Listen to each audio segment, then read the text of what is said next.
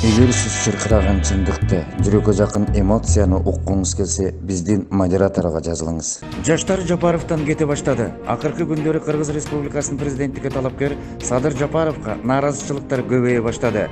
Күндөн күнгө көбөйүп бараткандай. Чуу дегенде эле мындай айныган жагдай чоң казат жаштардын арасынан пайда болгон. Ал маселе Бишкек шаарынын мэринин коюу маселесине чыккан.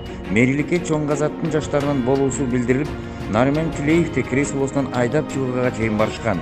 Бишкек мэриясынын алдында митинг да болгон. Жакында Садыр Жапаровдун түшүнүгү жок жаштар гана колдоп жатат деген сөзү дагы жаштар арасында талкуу жаратты. Ал эми журналист Реформа саясий партиясынын мүчөсү Эркин Нурбаев Садыр Жапаровду билим таймашы теледебатына чакырды. Жапаровга караганда ал билимдүү экенин көрсөткүсү келген. Бирок мындай теледебатка Садыр Жапаровдун келбеси ачык көрүнүш. Бийлик Адахан Мадымаровдун талапкерлигин алып салууга киришти.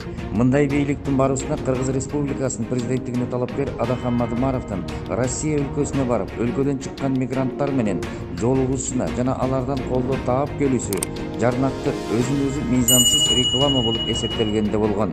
Ошондой эле шайлоо мыйзамдарына ылайык президенттик талапкер учурда өзүн-өзү жарыялоого убакыт келе электигин көрсөткөн. Ушундай көрсөтмөлөрдүн негизинде Кыргыз Республикасынын Генералдык прокуратурасы БШК мүчөлөрүнө карап көрүүсүнө иш кагаздарын жөнөткөн. Айта кетсек, Адахан Мадымаров Москвадагы иш сапарында ири өлкөдөгү массалык маалымат каражаттарында өлкөдөгү азыркы абалды, келечек маселелери боюнча интервьюларын берген. Учурда бийлик тарабынан көрсөтүлүп жаткан талапкерге Мадымаров бирден бир атаандашы экени талашсыз. Эгерде бийлик көздөгөнүнө жетсе, күчтөрдүн биригүүсү мындан да күчүп кетиши мүмкүн. Сооронбай Жээнбековдун өкүлү кармалды. Мурунку өлкө башчысынын Абыйдык өкүлү Курманбек Дыйканбаев кызмат абалын кыянаттык менен аткарган беренеси менен колго түштү. Мындай билдирүүнү 2020-жылдын 24-ноябрында Коопсуздук комитетинин маалымат катчысы айтып чыкты. Курманбек Дыйканбаев Жээнбековдун оң колу болгон. Анын каржы жактан каржы таап берип жүргөнү ачыкталууда. Бул кармалышта 2020-жылдын 4-октябрдагы Кыргыз Республикасынын Жогорку Кеңешинин шайлоосунда жергиликтүү жетекчилердин бирөөсүнөн 7 миллион сом акча каражатын талап кылган. Ал иштин жүрүшү тергөө тарабынан жүрүп жатат. Шайлоого деген акчалардын агымы дагы ачыла турганы белгилүү болду.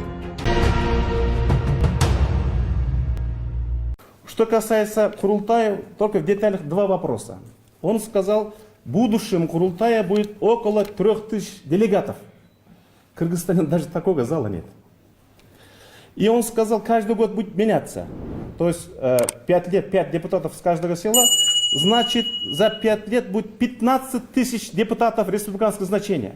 Сегодня народ нас объединяет, что мы 120 много.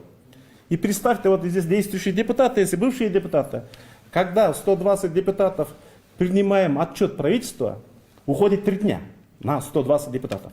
Потому что дается 2 минуты на вопрос-ответы. Представьте, если теперь 3000 депутатов Народного Курултая будет принимать отчет правительства, только на это уйдет 2 месяца. Эгер сиз чыркыраган чындыкты, жүрөккө жакын эмоцияны уккуңуз келсе, биздин модераторго жазылыңыз.